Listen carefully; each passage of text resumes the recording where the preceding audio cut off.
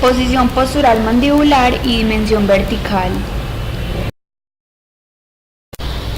Esta indica la altura o longitud del segmento inferior de la cara o tercio inferior de la cara.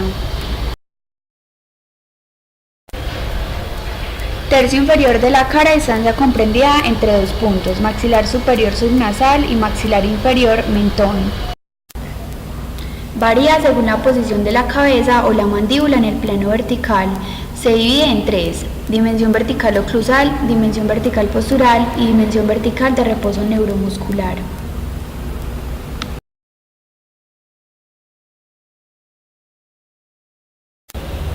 Dimensión vertical oclusal.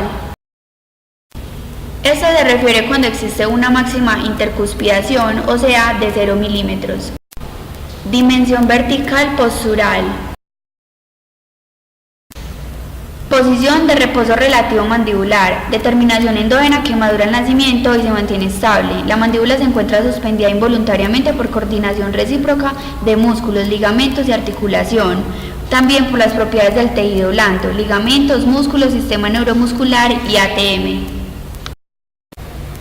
Ayuda a mantener vía respiratoria, estabilizar mandíbula en deglución, mover mandíbula para habla, guiar mandíbula para producir fuerza. Cuando el paciente se encuentra sentado en posición ortostática, los labios se encuentran en ligero contacto, dientes en inoclusión separados por un espacio libre de 1 a 3 milímetros.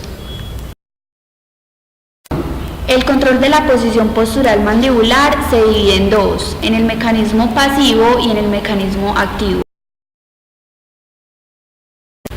El pasivo se basa en las propiedades viscoelásticas musculares, espacio de Donders y fuerzas gravitacionales. Propiedades viscoelásticas muscular, constituidas por unidades contráctiles y tejido conectivo. Reposo, ligera tensión pasiva que aumenta con estiramiento, y fuerzas pasivas internas y externas en equilibrio. Espacio de Donders, interna de los labios y zona de contacto de la lengua con el paladar blando, presión negativo y tiene valor máximo después de la deglución. Las fuerzas gravitacionales actúan en conjunto con los usos musculares.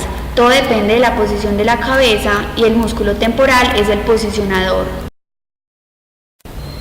El activo se divide en mecanismos sensoriales o periféricos y mecanismos centrales o cerebrales.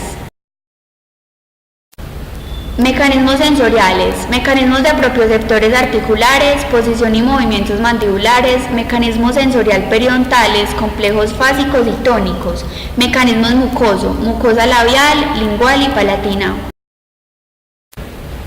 Los mecanismos centrales o cerebrales son motoneuronas gamma de fibras intrafusales relacionado con el tonus muscular. Dimensión vertical de reposo neuromuscular. Es la posición donde menor actividad electromiográfica existe, pero mayor fuerza muscular potencial. Se da más allá de la posición postural mandibular, o sea, de 1 a 3 milímetros, y es una posición específica para cada músculo. La clasificación de reposo neuromuscular, de acuerdo a Mans y Cole, el macetero tiene una medida de 10 milímetros, el temporal de 13 a 15 milímetros y en Rugg y Drago el macetero tiene una medida de 8.6 milímetros. Longitud de descanso o reposo, óptima elongación en la cual la actividad electromiográfica es menor que en otras.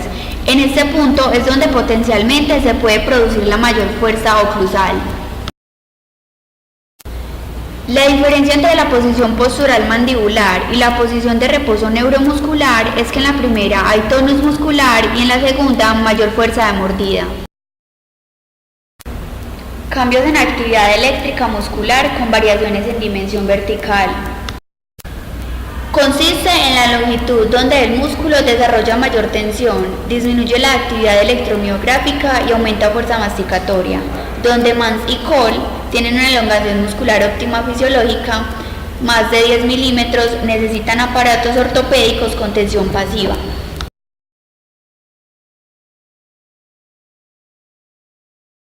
Created using Powtoon.